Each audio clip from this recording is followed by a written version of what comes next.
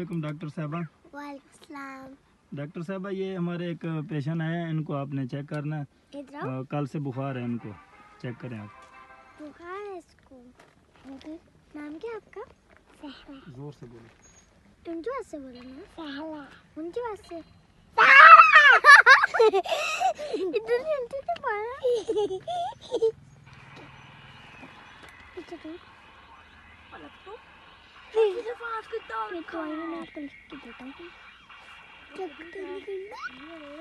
Check. ये 1% हो डाला।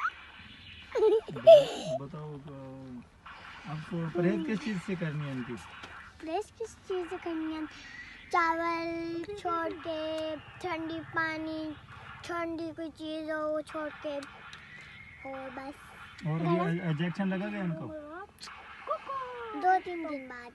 2-3 दिन बाद। अच्छा, कितनी फीस है अभी? ये हो गई 1000 रुपये। 1000 रुपये। और ये आपकी 2 चम्मच आपने रोजाना लेनी है। ये सारी दवाइयाँ आपने लेके फिर आपने पीनी है रोजाना, दोपहर शाम सुबह। और ऐसे ऐसे करते हैं हम किस चम्मच।